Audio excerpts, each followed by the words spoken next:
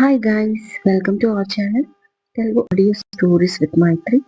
నా ఛానల్ని ఎవరైనా ఫస్ట్ టైం చూస్తున్నట్టయితే తప్పకుండా లైక్ చేయండి, షేర్ చేయండి అండ్ సబ్స్క్రైబ్ చేసుకోండి. Miss Lakkamamba part 97. ఇక లేట్ చేయకుండా స్టోరీలోకి వెళ్ళిపోదాం. బహారా అంటే వసంతం అమ్మమ్మ అన్నాడు బంటి. ఓహో, అట్లా నా మనవరాలు చెప్పిందిలే. ఇవాళ రేపు హోటళ్ళల్లా కొత్తగా తయారు చేస్తుండ్రంట కదా. ఆడ వడ్డిచ్చేటోళ్ళు వేషాలు వేసుకొని డాక్టర్ల లెక్క వచ్చి ప్లేట్లో పెడితే వెళ్ళిన వాళ్ళు వీల్ చైర్లో కూర్చొని తినాలంట కదా. మరి కొన్ని చోట్ల మిలిటరీ డ్రెస్లు వేసుకుంటారంట, మెకానిక్ డ్రెస్లు వేసుకొని వడ్డిస్తారంట, కార్లల్లో కూర్చొని తినాలంట. అట్లనేనా ఇది కూడా? లోపల పెద్ద పెద్ద చెట్లు, రకరకాల పూలు కాయలు ఉంటాయేమో. వసంతం అనే పేరు పెట్టిండ్రు కదా, అట్లనే ఉండి ఉండవచ్చు అంటుంది సులోచనమ్మ. రెస్టారెంట్ థీమ్ గురించి లక్కీ మాటల్లో తనకు తెలిసినంత. ఓ అమ్మమ్మ, నువ్వు మస్తు మోడర్న్ అమ్మమ్మ అన్నాడు కయ్యూన్. దానికి బంటి నవ్వుతూ, అది కరెక్టే కానీ అది ఇది వేరులే అంటూ వెళ్ళి 3 టేబుల్స్ బుక్ చేశారు ఒకే బ్లాక్లో. నెక్స్ట్ ఉమాకి కాల్ చేశాడు బంటి. వాళ్ళు ప్రస్తుతం షాపింగ్ మాల్లో ఉన్నారు. క్యాండిల్ నైట్ డిన్నర్ కోసం షాపింగ్ చేస్తూ. వాళ్ళ వెనకాల కాపలా కాస్తూ కౌశిక్ ఇంకా నవ్య కూడా ఫాలో చేస్తున్నారు. ఏం చేస్తున్నావే? ఇలాగేనా చేసేది? సరే, అది నేను చూస్తా, నువ్వు ఈ పని చెయ్యి అంటూ అట్లకాడ లక్కీ చేతికి ఇచ్చి చపాతి చేయడానికి అప్పడాల కర్రని పట్టుకున్నాడు శౌర్య. ఇప్పుడు లక్కీ చపాతి కాలుస్తుంది తప్ప పక్కనే ఉన్న కర్రీని చూడట్లేదు. ఏ రాక్షసి, కర్రీ మాడిపోతుంది, ఒకసారి దాన్ని చూడు అన్నాడు చపాతి చేస్తూ శౌర్య. ఒకేసారి 2 పనులు ఎలా బావా అంటుంది అట్లకాడతో చపాతీని అటూ ఇటూ మారుస్తూ పెనంపై. 2 చేతులున్నాయి కదా అంటూ ఫాస్ట్గా వచ్చి దాన్ని ఒక్కసారి కలిపి మీడియం ఫ్లేమ్లో పెట్టి, ఏ పని సరిగ్గా చెయ్యడం రాదు, ఎలా నీతో అని చపాతి చేస్తూ అన్నాడు శౌర్య. దాంతో ఏడుపు ముఖం పెట్టింది లక్కీ. ఈ ఏడుపైతే తక్కువ లేదు రాక్షసి. ఒక్కరోజు మమ్మీ మళ్ళీ లేకపోతే నా ఫుడ్కి ఎంత కష్టమో చూడు అని శౌర్య అనగానే, ముందే చెప్పాను కదా బాబా, జొమాటోలో ఆర్డర్ పెట్టుకుందామని అంటుంది లక్కీ.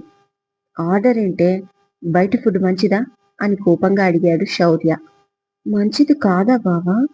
మరి నీ బేకరీలో కూడా ఫుడ్ అమ్ముతావు కదా, బయటి ఫుడ్ తినడం తప్పు అయితే మీరు అమ్మడం కూడా తప్పే అంటూ కొత్త లాజిక్ తీసింది లక్కీ నవ్వుతూ. నీకు పని చేయడం రాదు కానీ నీ బ్రెయిన్ బాగా ఎక్కువ పని చేస్తుంది. ఒక్కటిచ్చానంటే గోడకి చపాతి పిండిలా అతుక్కుపోతావు. నోరు మూసుకొని చపాతి కాల్చు అన్నాడు శౌర్య. ఎంతో ఎక్స్పెక్ట్ చేసి ఫుల్గా మేకప్ చేసుకొని గదిలోకి వెళ్తే కాసేపు ముద్దులు ముచ్చట్లు చెప్పి కిచెన్లోకి తీసుకొచ్చాడు. నా మేకప్ అంతా పాడైపోయింది. పిండి కలిపి కలిపి నా నేల్స్ అన్నీ పాడైపోయాయి.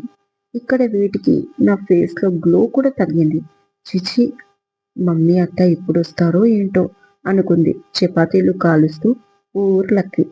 అప్పుడే షాపింగ్ నుంచి వచ్చిన పుష్ప, జయంతి వీళ్ళ మాటలు విని నవ్వుతూ కిచెన్లోకి వచ్చారు. అయ్యో, నా కొడుక్కి ఒక్కరోజు అమ్మ మళ్ళీ లేక ఎంత బాధ చూడు జయంతి అంటుంది పుష్ప. అంతే తప్ప నీ కోడలు ఉండి లాభమేముంది ఇక్కడ అని మాత్రం అనవు అంటూ శౌర్య చేతిలోని అప్పడాల కర్ర తీసుకొని, నేను చేస్తాను నాన్న, నువ్వు వెళ్ళు అంటుంది జయంతి. వెంటనే, అబ్బా వచ్చేసారా, చాలా ఆకలిస్తుందత్తా, ఈ రాక్షసికి తినడం తప్ప వంట రాదంట కదా అని పుష్పని చూసి, ఏంటి మమ్మీ నీకు నవ్వొస్తుందా అని కోపంగా అడిగాడు శౌర్య. మరి రోజు వండి పెట్టి టైంకి వచ్చి తినరా నాన్న అంటే వచ్చి తింటావా? బాగా అయింది ఇవాళ అంటుంది పుష్ప నవ్వుతూ. ఇది మరీ బాగుంది వదిన, దాన్ని మాత్రం ఒక్క మాట అన్నది గాడిదలా పెరిగింది, ఒక్క పని సరిగ్గా రాదు అంటుంది జయంతి కోపంగా లక్కీని చూస్తూ. దాన్ని ఎందుకు తిట్టాలి జయంతి, అది మాత్రం పెట్టగానే తినేస్తుంది నా బంగారు అంటుంది పుష్ప. థ్యాంక్ యూ అత్త, I love you so much, నేను నీకు కోడలిగా రావడం నీ అదృష్టం అంటుంది లక్కీ. ఆ మాటకి పుష్ప మళ్ళీ హ్యాపీగా నవ్వుతుంది. ఊరుక వదిన, ఇంకా దాన్ని వెనుకేసుకొచ్చి చెడగొట్టకు, పాపం నా అల్లుడికి ఆకలేస్తుందంట అంటుంది జయంతి. ఆ మాట విని మమ్మీ నువ్వు వచ్చాక కంప్లైంట్లు ఎక్కువయ్యాయి. ఇంతకు ముందు ఇక్కడ ఎవ్వరూ నన్ను ఒక్క మాట అనేవాళ్ళు లేరు అంటుంది లక్కీ కోపంగా. అవునే, మన ఇంట్లో నేను వండి పెడతాను. ఇక్కడ నా ఆడపడుచు వండి పెడుతుంది. ఇక కంప్లైంట్ ఎవరిస్తారు? వదిన లేదనే కదా ఇప్పుడు నీ వంట గురించి బాబుకు తెలిసింది అని జయంతి అనగానే, అవునత్త, తనకి వంట వచ్చు అనుకున్నాను ఇన్ని రోజులు. దీనికి వంట రాదు అన్న విషయం మామయ్యకి తెలుసా? పాపం తెలిస్తే ఏమైపోతాడో. అసలే నా పెంపకం అంటాడు మామయ్య అంటూ నవ్వుతాడు శౌర్య. ఆ మాటకి లక్కీ మూతి తిప్పుకుంటుంది. అదే కదా నా బాధ. ఈ ఇంటికిచ్చాను కాబట్టి సరిపోయింది. అదే వేరే ఇంటికిస్తే అప్పుడు తెలుసది మీ మామయ్యకి. అప్పుడు కూడా దీనికేం బాధ? నన్నే అంటాడు కదా ఆయన, ఆడపిల్లకి ఏం నేర్పావు అని అంటుంది జయంతి వాస్తవాన్ని ఒప్పుకుంటూ.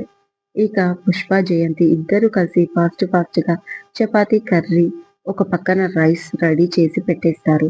శౌర్య ఫ్రెష్ అప్ అయి వచ్చాక నలుగురు కలిసి డిన్నర్ చేస్తారు. అప్పుడే శౌర్యకి కాల్ వస్తుంది కౌశిక్ నుంచి. ఓకే వస్తున్నా అంటూ బయటికి బయలుదేరుతాడు శౌర్య. ఎరా బంటి, బయటేమో అన్ని లైట్లు వేసుకున్నారు ఈ హోటలోళ్ళు, లోపలేమో చిమ్మ చీకటి.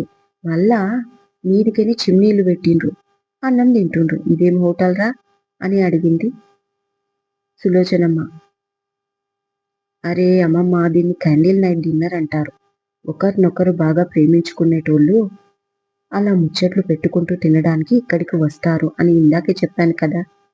ఇది ఆ ప్లేస్. అదిగో టేబుళ్ళు, దాని చుట్టూ క్యాండిళ్ళు, మధ్యలో ఫుడ్డు, ఇంకా ప్రేమ పావురాల్లాగా ఇద్దరు అంటూ దూరం నుంచి ఉమాని, సావిత్రిని చూపించాడు బంటి. నువ్వు ఊరుకోరా, ప్రేమ పావురాలంట. చీకట్లో గబ్బిలాల్లాగా ఉన్నారు ఇద్దరు చిమ్నీల ముందు అంటుంది సులోచనమ్మ. అయ్యో నాని, అవి చిమ్నీలు కావు, క్యాండిల్స్.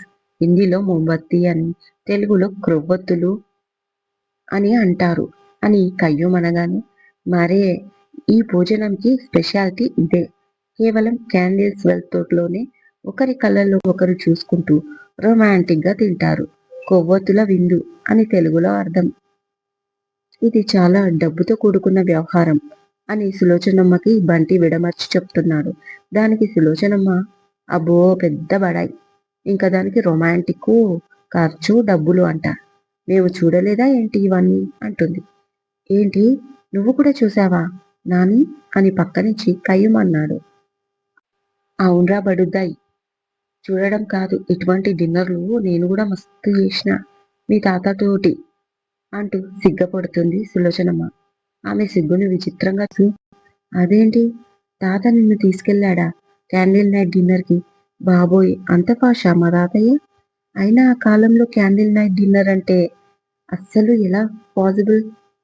ఇప్పుడంటే హైదరాబాద్ లో ఎక్కడంటే అక్కడ రెస్టారెంట్లు పుట్టగొడుగుల్లా పుట్టుకొచ్చాయి. కానీ ఆ టైంలో మీ ఊర్లో ఎక్కడికి వెళ్ళేవారు అమ్మమ్మ అని చాలా ఆశ్చర్యంగా అడిగాడు బంటి తన తల గోక్కుంటూ. మరి పిచ్చోడా, నీకు మా సంగతి తెలీదు. మేము ఎక్కడికి వెళ్ళేవాళ్ళం కాదు, కానీ ప్రతిరోజు ఇలాగే క్యాండిల్ నైట్ డిన్నర్లు చేసేటోళ్ళం నేను మీ తాత అంది మరొకసారి సిగ్గుపడుతూ సులోచనమ్మ. దాంతో ఆశ్చర్యంగా, అంటే మీది లవ్ మ్యారేజా అని అడిగాడు కయ్యూం. వెంటనే వాడి నెత్తి మీద ఒకటిచ్చి, లవ్వు మేనేజు కాదు, మా అయ్య మేనేజు అంటుంది వచ్చి రాని ఇంగ్లీష్లో సులోచనమ్మ. అనగానే, సారీ సారీ అమ్మమ్మ, వాడికి తెలీదు మీ గురించి అంటూ, ఒరే ఎందుకురా ఎక్స్ట్రాల్ చేస్తావు, ఇక నువ్వు నోరు మూసేయ్ అని బంటి అంటూ ఉండగా కౌశిక్ వచ్చాడు గురునాథం నవ్యాలతో. పదండి, ఇప్పటికి చాలా లేట్ అవుతుంది. అక్కడ అన్ని అరేంజ్మెంట్స్ జరిగాయి.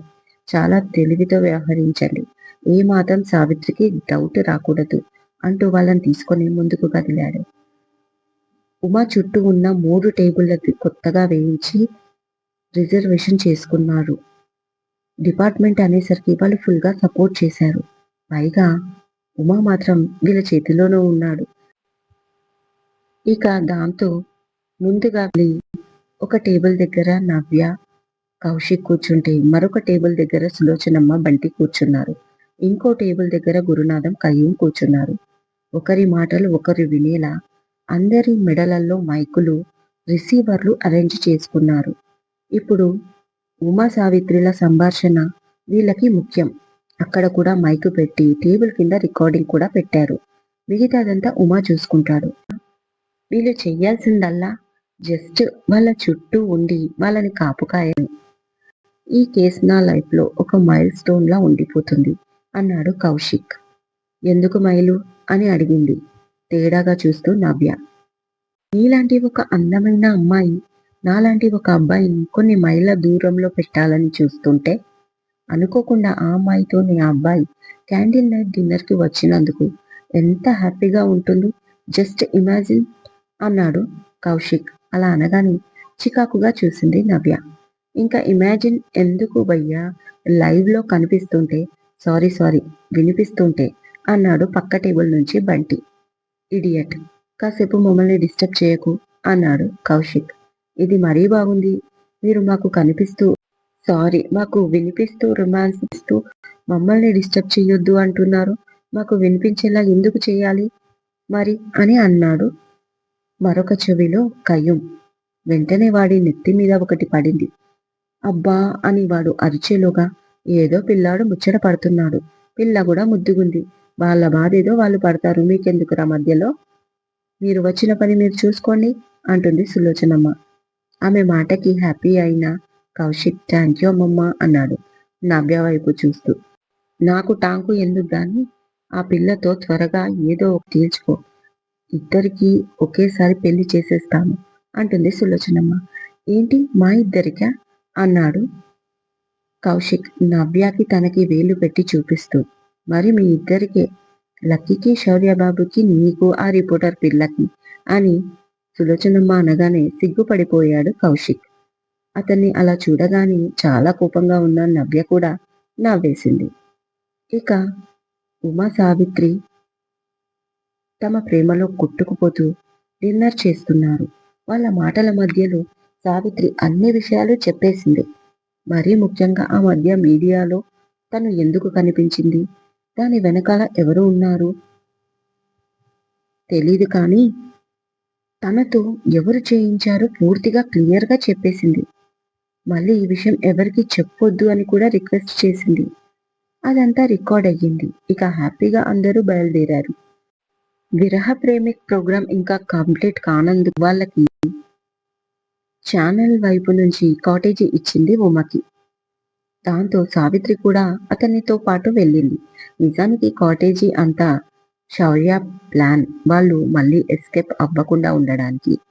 ఫైనలీ పక్కా ఆధారాలైతే దొరికాయి. చట్టానికి కావాల్సింది సాక్ష్యం మాత్రమే. పోలీస్ డిపార్ట్మెంట్ లో ఉన్నందుకు తను ఏదైనా చేయడానికి వీల్లేదు, బట్ ఇప్పుడు చెయ్యొచ్చు. ఇదండి ఇవాళటి ఎపిసోడ్. ఈ ఎపిసోడ్ మీకు నచ్చినట్టు అయితే నాకు కామెంట్లో చెప్పండి. అలాగే లైక్ చేయండి, షేర్ చేయండి, హైప్ ఇవ్వండి, సబ్స్క్రైబ్ చేసుకోండి నా ఛానల్ని. మరొక మంచి ఎపిసోడ్తో మీ ముందు ఉంటాను. మైత్రి.